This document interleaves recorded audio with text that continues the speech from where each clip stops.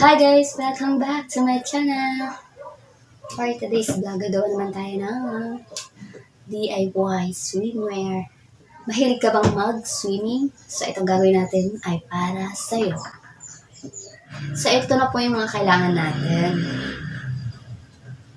Leggings, glue gun, gunting, at ring. Yan. Yung sa akin is kinuha ko na lang siya sa may sinturon kong sira. So, ito yung nahanap ko. Start na tayo.